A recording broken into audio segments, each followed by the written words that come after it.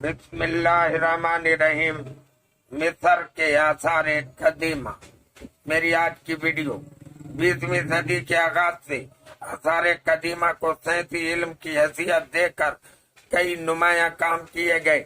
کئی ممالک میں کھدائی ہوئی، تاریخی نوادرات کی بازیابی اور بحالی کے لیے ساری دنیا میں کام کیا گیا، جس کا نتیجہ یہ نکلا کہ آج کا انسان اپنے ماضی کے ورثے کے بارے میں بے بہا معلومات رکھتا ہے، اور بنی نوع انسان نے تہذیبی سفر کس نقطے سے شروع کیا اور کن منزلوں سے گزرتی ہوئی اس دنیا تک پہنچی، اس کی تمام کڑیاں اور انسان کی ترقی اور تہذیب کے سفر کی منزلیں اب تاریکی اور دھند میں چھپی ہوئی نہیں بلکہ واضح طور پر نظر آتی ہیں۔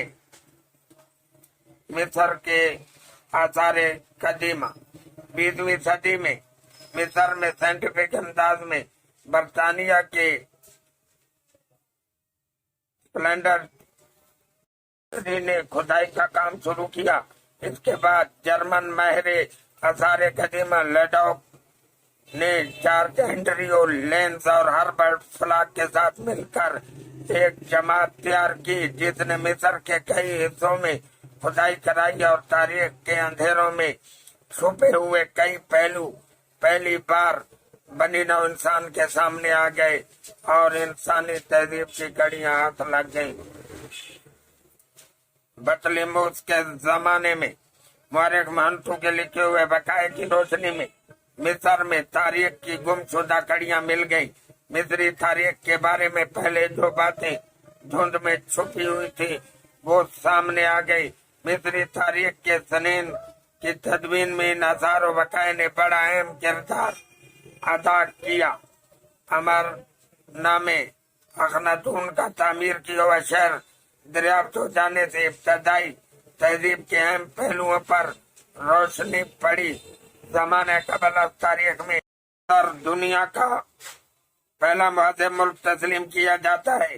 مصریوں نے فصلوں کی کاشت، فن تعمیر، فن مصوری، عمل حنوط اور فنون لطیفہ میں ایسی نمایاں خصوصیات پیدا کی تھی کہ اس خاص عہد میں، جسے مصری عہد کا نام دیا جاتا ہے، مصری تہذیب کے اثرات سے دنیا نے کئی چیزیں اپنے ملکوں میں پیدا کی۔ مصر کے آثار قدیمہ کے تلاش کے ایک مرحلے میں جب عمرانہ میں آمخوتپ سوم کا محل اور اس کے بیٹے تونتوخاس کا مقبرہ دریافت ہوا تو انسانی تہذیب کو اس دور میں بھی وحدانیت کے وجود کا ثبوت ملا۔ جبکہ مصر میں دیوی دیوتاؤں کی پوجا ہوتی تھی اور مصر کا بادشاہ فرعون حکمران ہونے کے ساتھ ساتھ مذہبی اوتار کی حیثیت بھی رکھتا تھا۔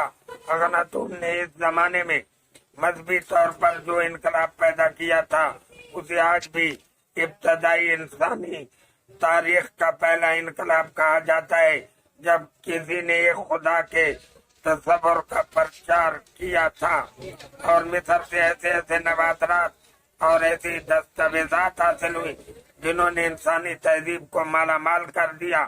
تاریخ اور تہذیب کے مطالعے کے لیے نئی راہیں کھلی اور دنیا اپنے ماضی کے بیش بہا ورثے سے آگاہ ہوئی۔ دنیا کے کئی میوزیم مصری نوادرات سے مالا مال ہیں۔ یہ تھی مصر کے آثار قدیمہ کے متعلق معلومات۔ اللہ تعالی ہم سب کا حامی و ناصر ہو۔ والسلام۔